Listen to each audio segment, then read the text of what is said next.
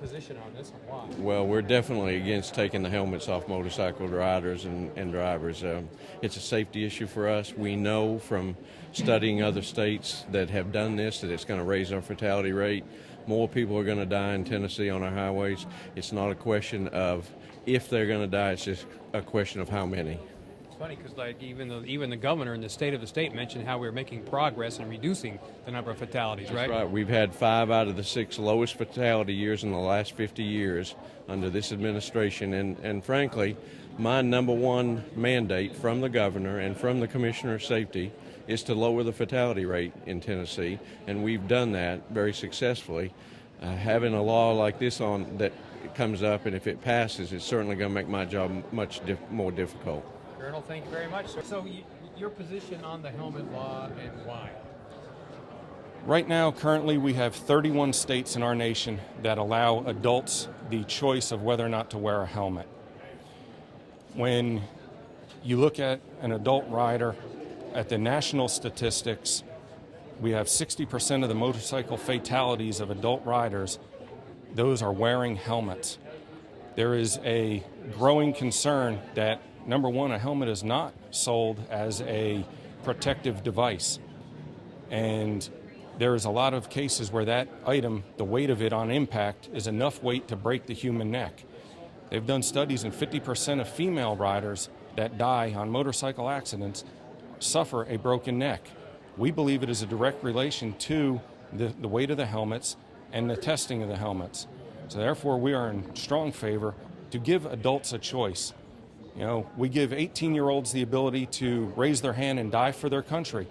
We let them purchase tobacco products, which everybody knows causes cancer and can kill them. We also let them buy rifles and shotguns. At 21, we tell them they can consume alcohol. They can get a handgun at 21 and get a carry permit and walk our streets with a loaded weapon.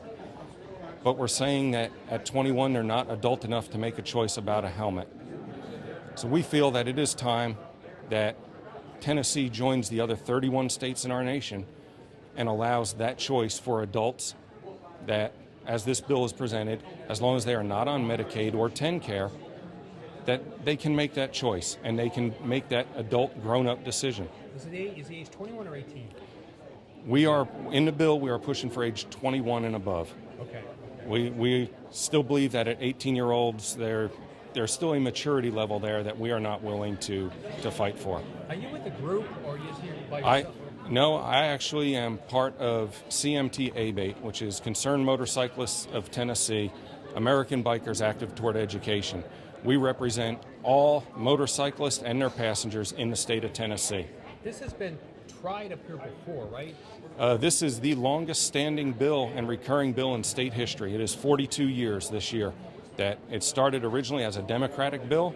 It has moved to a Republican bill. Now it is strictly a bipartisan bill for adult rights. You think you're going to run into opposition? I mean, you probably are. Opposition from the administration, right? Well, the biggest opposition that we have is physicians, nurses, our trauma centers, which is understandable. But again, we are talking about a very small number of the great population. And the tourism dollars that can be affected. You know, I live a mile off the Kentucky border. I can go across the border, take off my helmet. I can ride to Canada, and I can go all the way to the California border and never require a helmet. The tourism dollars from the numbers we've pulled from Florida, places like Louisiana, Michigan, the economic folks here, when they did the fiscal review on this bill, which it does have a positive fiscal note of it's right about $150,000, $160,000 a year of direct state revenue coming in. But tourism, they're looking anywhere from $150 to over $500 million a year coming into the great state of Tennessee. And that's just a benefit of allowing a small group of adults the choice on a piece of apparel that is not guaranteed to do anything. So when you start looking at $500 million a year coming into our great state, that it's hard not to get behind something. What's the next hurdle? Is this committee here the tough committee to get through or not? I don't know. Finance is always hard. Everybody is very concerned with taxpayer dollars, as are we.